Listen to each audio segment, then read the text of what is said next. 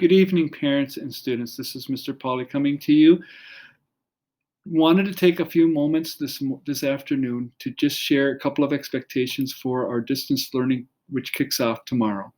We'll talk a little bit tonight about attendance forms for students each and every day, their Google Classrooms, their Google Meets, things to do every period based on their modified schedule, some supports we have in place with the interventions, virtual resource rooms, and then the weekly checklist that if they're not sure where they need to be or what they need to have done, it's in that weekly checklist.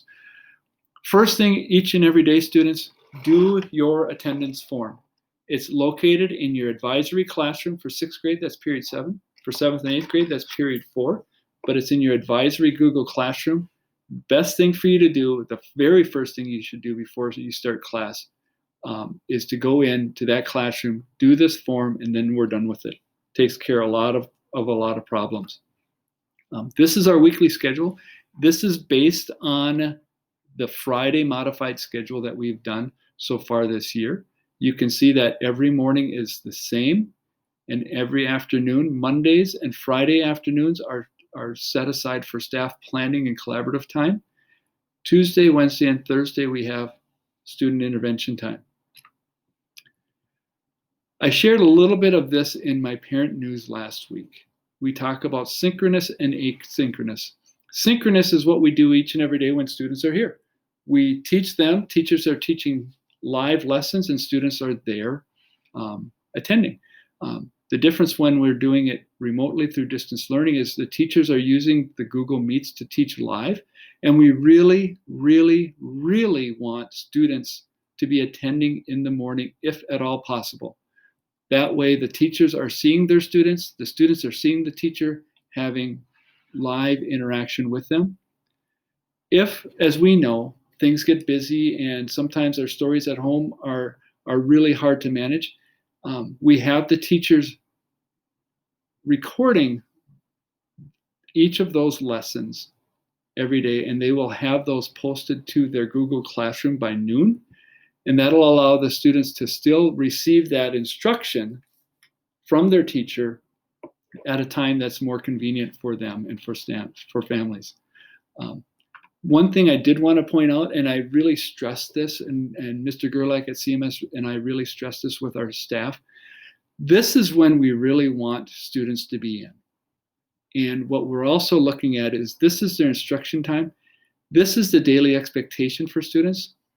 Their work, by and large, is finished during this time. For example, if they're in 6th grade social studies from 9:30 to 9:55, everything they need to do for the day for social studies will fit into that 25 minutes. We really want to value the time the students are doing online, and we want to honor the time that it takes for students and families to be online every day. And so we really want to limit that most days to that time in the morning. One or two possible exceptions would be in math. We might have teachers assign 20 minutes or so of extra work and practice. And it's always good practice to have students reading independently. And so in addition to their daily schedule, we would ask that every student reads independently for at least 30 minutes every day. To help our students, because we know one size doesn't fit all, we have resource rooms available to students every day, all day long, and we will look to expand this as much as we can. And this is when, if it's a 6th grade student, they go to Google Meets, they enter the IMS RR6 code, and they will be able to talk to and see staff members that can support them with whatever questions they might have for an assignment. We also have student interventions in the afternoon, and this is Tuesday, Wednesday, and Thursday, and teachers will identify students and invite students in to those times to get extra help understanding what the lesson is, what the assignment was, etc. We know that, and I just talked about, we want everything to be done in the morning, but we know that by having those common expectations for all students, sometimes that's just not enough for a student to be where they need to be. And that's why Each week, we'll also have students invited into this intervention time in the afternoon.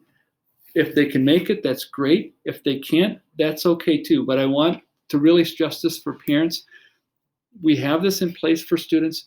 It doesn't guarantee success, but we really, really feel strongly that if a student is struggling, we have this time available to them, and we really, really want them to take part in it, and we'd ask you to support that as much as possible.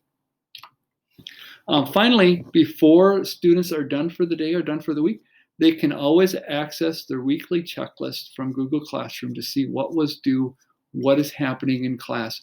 If they're in the Google Meets in the morning and they're getting their lessons synchronously, this should be fairly simple for them to follow because they can ask the questions of the teachers.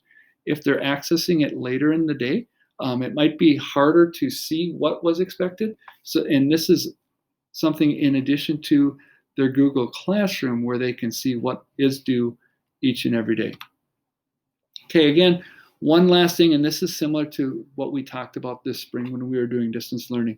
These are just some things to show Blue Jacket pride that students can and should do to be successful in school every day. Please be on time. Please be in a place, if at all possible, where you can remove distractions from your learning for the day.